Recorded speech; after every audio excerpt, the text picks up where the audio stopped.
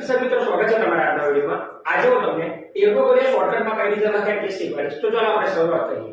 સૌપ્રથમ તો તમારે 13 નો ઘડિયો લખતા પહેલા આ રીતે આપણે લખી નાખવાનું છે।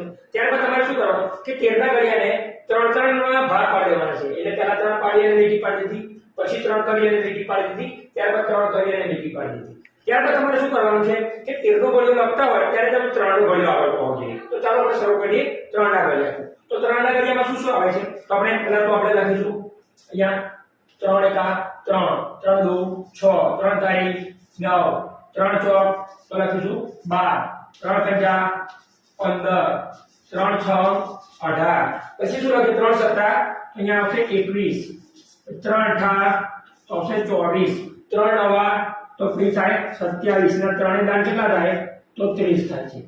આ લખી ગયા પછી તમારે શું કરવાનું છે કે એકમના અંકમાં જે અંક આવ્યા છે ને એમને રહેવા દેવાના છે, જે દશકમાં આવ્યા છે ને એમને તમારે કાઢી નાખવાના છે। चलो આપણે એને કાઢી નાખીએ।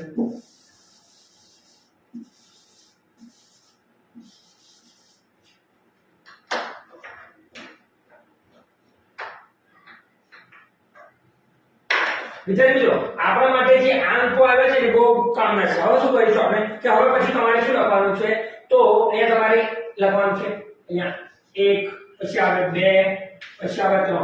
હવે તમારા મનમાં પ્રશ્ન થાય કે લીટી કેમ કરાય તો જ્યાં જ્યાં લીટી આવી ત્યાં તમારે એક સંખ્યા છોડી અને પછીની સંખ્યા લખવાની છે। એટલે 3 આવી ગયો એટલે લીટી આવી એટલે 4 લખવાથી ડાયરેક્ટ 5 લખો, પછી આવે 6, પછી આવે 7, પછી લીટી આવી ગઈ એટલે 7 પછી આવે છે 8 એ લખવાની જરૂર નથી, ડાયરેક્ટ લખો 9, પછી અહીં આવે 10, પછી અહીં આવે 11।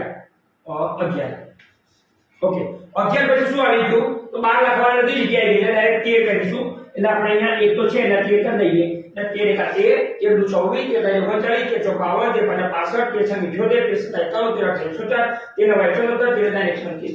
Thank you for watching.